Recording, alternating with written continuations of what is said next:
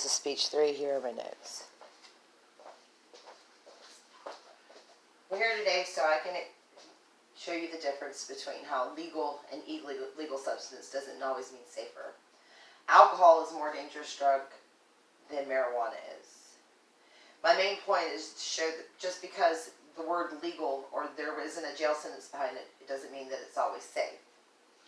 If I personally do not drink or smoke marijuana, but it's obvious even to me that there's a big break in language that alcohol is more dangerous, but it's just not portrayed that way because it is legal. As long as you are the age of 21, you can go to any liquor store or convenience store and buy beer. But being caught with marijuana is illegal, and it comes with a jail sentence or a fine or probation, something along those lines. Alcohol contributes to numerous health problems. It can cause high blood pressure, heart disease, liver disease, and digestive problems. It also contributes to personal issues. Personal issues arise when there is either both or one parent party that uses alcohol in a relationship. The divorce rate on a two-party alcohol relationship and a zero-party alcohol relationship are the same. It's about 30%. But if there's one alcoholic user in reference to one that does not, the divorce rate is 50%, which is 20% over the rate of most couples. Alcohol abuse has been linked to domestic violence. They normally go hand in hand. There are 68% of delinquents that are in treatment centers for alcohol abuse have either been party to learning it as they grew up, or they're abusers themselves, normally to deal with the pressures of everyday life. Alcohol consumption can be connected to many preventable deaths. An estimated 88,000 people die from alcohol-related causes annually. Alcohol is the third leading preventable cause of death.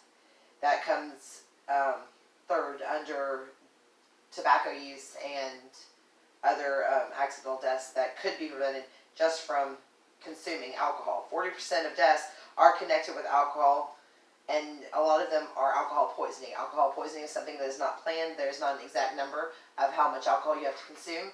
It's an accidental death, but it is called alcohol alcohol poisoning. 2,200 Americans die each year from alcohol poisoning. Marijuana is illegal. It may be state legal in some areas for medical use, but generally, federally, it is illegal. But unlike alcohol, there's not one connection to death from smoking marijuana. Marijuana has been used in many medical, as a medication in many medical, I can't think of the word, medical situations. It helps with cancer. It can be a stress reliever. It can be an appetite suppressor. It can also be prevent nausea. A lot of pregnant women have found that they are not as sick if they smoke marijuana. In comparison to alcohol, while one is legal and one is illegal, marijuana is the safer choice.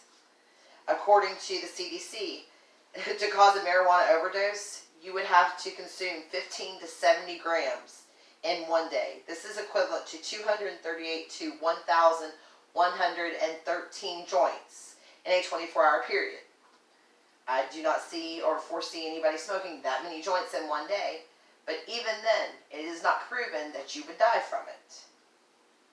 There are two sides to every debate. But in this case, my position relies on facts gathered from many different websites and many agencies that have studied this. This is a hot topic in Congress.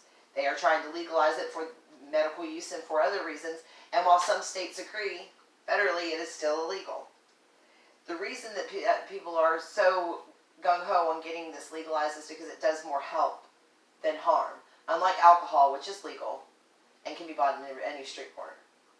My position on this is that just because something is legal compared to something that is illegal doesn't mean that it's always safer, and it can cause more harm and more bodily injury than something that is illegal. I hope I was helpful today, and thank you for listening.